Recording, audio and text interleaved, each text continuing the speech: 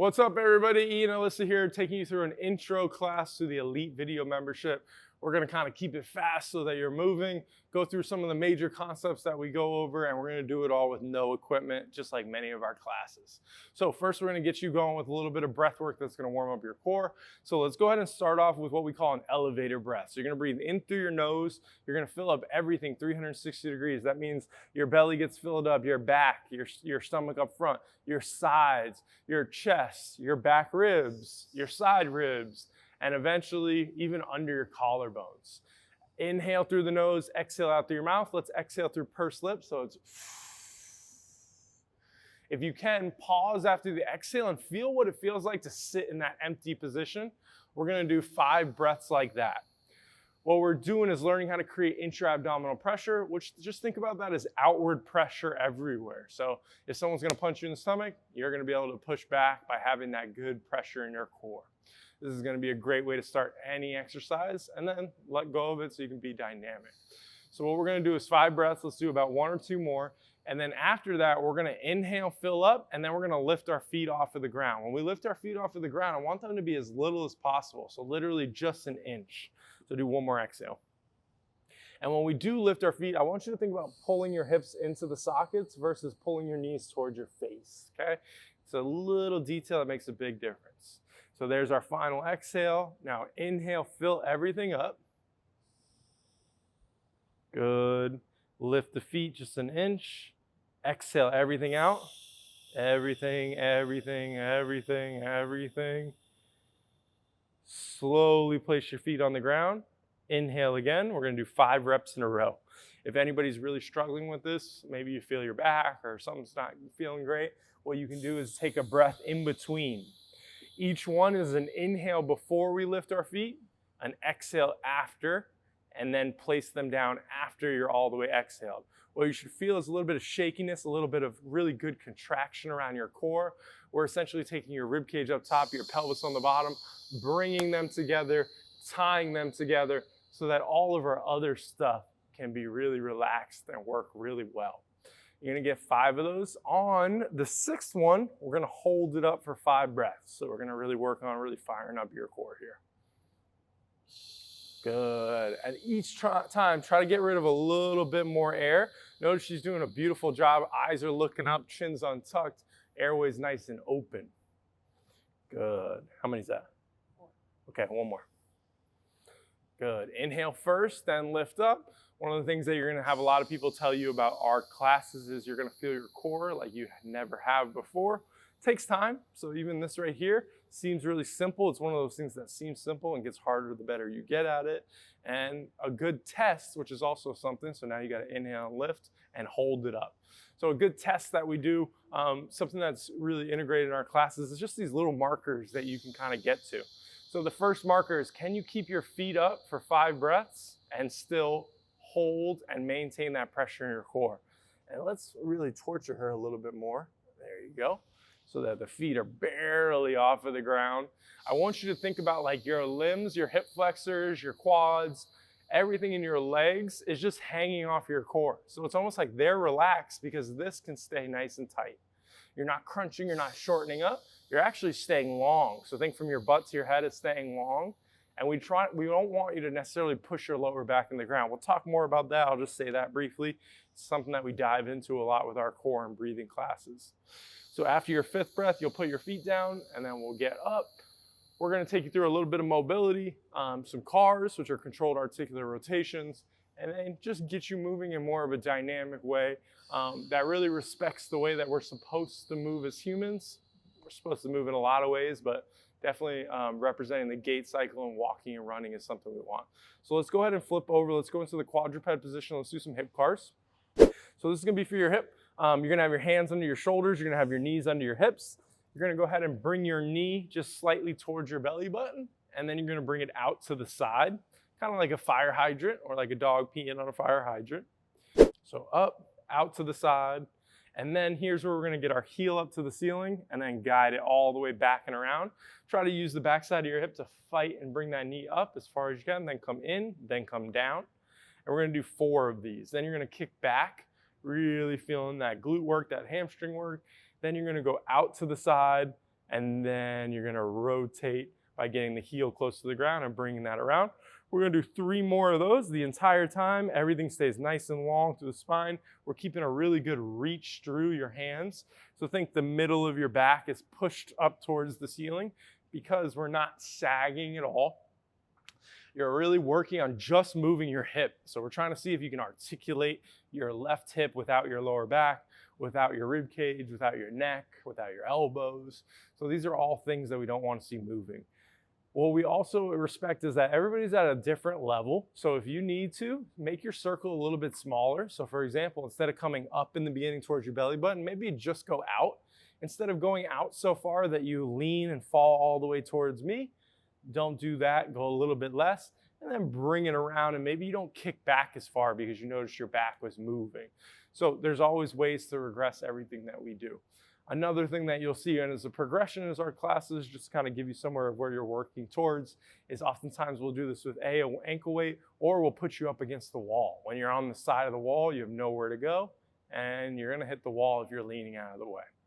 After we get that, then we'll get our 4th one, and then we'll go ahead and go to the other side. Notice she's doing a really good job of keeping this pace. One of the things that happens in class is we're gonna do a lot of different things. So you might do one exercise, one set. So it's only 4, 6, maybe 8, 10 reps. But what we want to do is demand the best out of each rep and go slow and control it. So there's 4. We can do the other side now. Same thing, nice and slow, taking that out. Remember, if you want, you can make sure that you're only going as far as you can. So your knee comes up, but not too far. Your knee goes out, but not too far. Too far would be defined by moving through the rest of your body, the rest of your joints. We want to make sure that you're just moving from that hip. You're not cheating in any way. If for some reason someone's struggling with their wrist right now, maybe you feel a pinch in the front of them, one thing that we could do as a modification is you can take a towel. You can hit pause right now, take a towel, take a shirt, take something and put it under the base of your wrist. So instead of it being like this, it's going to be a little bit less, and that'll make it way easier on your wrist. So you have that option right there. Again, always giving progressions and regressions for everyone. And if for some reason you're really struggling with upper body, we do those exercises standing, side lying. So there's always a way for you to do them. And in these particular reps of CARs, controlled articular rotations, you can think of them as joint circles. We have an entire playlist that's as short as 8 minutes, as long as 25. And those are exactly what we go through. Upper body, shoulder, elbow, wrist, hip rotation, shoulder rotation. So we have playlists built out that are plug and play that you can really use anytime you want. So after you get that 4th one, we'll go ahead and stand up, and we're gonna go into a shoulder car. Good. So we're gonna go ahead and do these at the same time just to save a little bit of time. So you're gonna go both hands slightly across the body and then come up. Let's do the same thing that we did earlier where you're kind of going at a small range of motion and then getting bigger. So what she's going to show you is that her first one's not going to be anything crazy in terms of the range of motion. What happens with a lot of these mobility exercises, people go too far too fast. So what I want you to do is have your first rep go where you know you're not moving anything but your shoulders.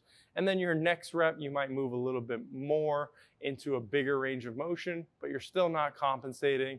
And we're able to really feel how that isolates the shoulder versus reinforcing compensations moving through everything. So we're gonna do 4 of these, nice and slow. Notice that she's coming up and then she's coming out and around. Similar to your hip, your shoulder really craves and needs rotation. So imagine the X on your bicep is rotating.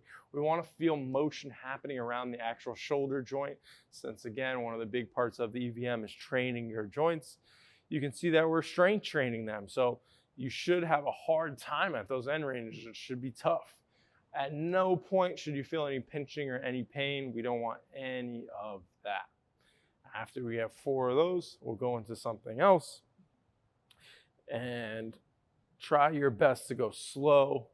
Take your time. It's the biggest thing. You're not going to do 1,000,000 reps, so make each one count. If you went too fast and you've already done 8, you know you're going too fast, but do 1 more while we finish up. What's this? Is this 4 right here? Good. Keep going at your pace. So her pace is perfect. Okay, that's what we want. And again, if you went a little too fast, you can slow it down on the next one. Take your time. Good.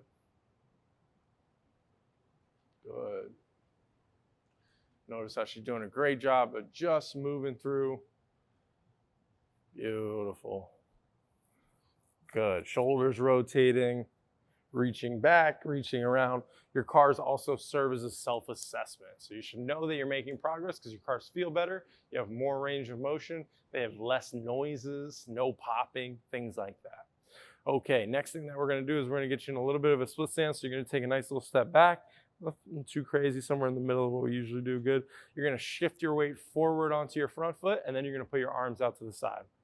Okay, so now what she's gonna do is she's gonna go ahead and go into reaching with the opposite hand and hip hinging. So her butt goes back, she touches, she opens all the way up, and then she comes all the way back. She's gonna do the opposite arm, open all the way up, and then come all the way back. And the whole time she's pushing her hip back as she reaches down. When she comes up, her hip comes forward a little bit. When she goes back, her hip goes back. So we're just getting that rotation through the body. You should feel some things in your hips opening up, but you should also feel your foot having to work here, which is sneaky. You might lose your balance if you do get right back into it. Here we should feel a lot of pressure on the inside of the foot, meaning you keep your whole foot, but just a little bit more weight there on the right foot. Now when she goes down with this left arm, we should feel like we're really pulling it back into our right hip even more. And maybe you feel a little bit more weight on the outside of your foot. Good, let's go ahead and do one more on each arm and then we'll switch sides. So this is what we were talking about in terms of really getting your rib cage moving. What I want you to do on this next one, Alyssa, is this last one, don't let your head turn. So another kind of concept that we work on a lot, separating the rib cage from the hips, separating the rib cage from the head. So can you not turn your neck? Now let's switch feet, same exact thing. Go ahead and do it. Another 4 or 5 reps. Don't worry about going too crazy in terms of counting them. Just get them to be quality. So mess around with letting your head move, mess around with not letting your head move. And try to think that you're opening up one side of your body while you're closing down the other. For this, try to keep it at that nice 90-degree angle right there. Good. Almost like your arms are gonna stay in line. You can also think like you're trying to get your right hand as far away from your left. So as you reach that right one down to the ground, don't let this come down with left, up. There you go, good. All right, so separating the body. Again, we wanna be able to get our ribs to move without our head. Imagine you're keeping your eye on the ball, you're swinging a golf club, or you're running. When we run on the boardwalk, you wanna be able to look down the boardwalk, not turn your head the entire time every step you run. Let's do about 30 more seconds, about 2 more on each side, 1 more on each side. Take your time. Hip goes back. Try to make it more of a hip hinge than a squat. You see she's doing a really good job of that. Nice and smooth down, nice and smooth up. Good. Good. Good, about 10 seconds left, then we're gonna move into our last thing. So again, keeping it real short today, just giving you a little taste of everything that we're gonna be doing and going over in the Elite Video membership. We're gonna actually finish with a minute isometric on each side. So what I want you to do is go right foot in the front. You're gonna take a big step back with your left, and you're gonna go ahead and sink down into a split squat, and we're gonna hold for a minute right here. So there you go, right there, hold. Eyes looking forward, nice and tall. Weight should be really heavy on that front foot. Yeah, there you go, even better. Good. And we're just trying to hold this for 50 more seconds. Breathe nice and comfortably. Feel yourself putting that weight on that right foot, pushing down. Good. Now, for anybody that wants to try a progression while we're here, in 5 seconds, you can lift your right heel so that there's a piece of paper under it. Just a piece of paper, a little bit less, right there. Good, and that should feel fun. Okay, 25 seconds left. So isometrics, owning positions that make a lot of sense, like split squats, but also doing isometrics in 90-90s and all the more advanced hip mobility things are something that you're gonna see a lot from us. We got 15 seconds left. A lot of people need to build up this strength and stability in this stuff before they can go crazy and moving all over the place and lifting and doing that kind of thing. They go well together. 3, 2, and 1. Shake that off. Let's give you a good 20 seconds. Then we'll do the other side. Let's make sure everybody on the other side is very conscious of feeling their left heel, very conscious of being heavy on it when we step back. So whenever you feel ready, you can go ahead and slowly get into that, and then I'll start the timer. Another good marker, right? So one of the things that we want to build into the EVM for you is just easy checkpoints to know that you're making progress and have something a little bit more concrete to strive towards. So something super concrete is, hey, when I first started, I was like 15 seconds into the split squat and I was shaking like bacon. I could barely stay in it. Guess what? I just completed my first 12 weeks. And now I'm at 1:30 and it's easy and I just added weight. If you want, you can try that progression of just the heel, or what you can do is now go full calf raise and see how that feels a little bit different. Still keep your first and fifth met, so the whole ball of the foot's down, but you got a nice little calf raise. 25 seconds left. So again, I've had a history of calf strains. I'm a runner. I want to improve the way I jump. Well, you should probably make your hips really strong with your calves. And now do a little bit of this for fun. Turn your belt buckle left, and now you're in your left hip even more.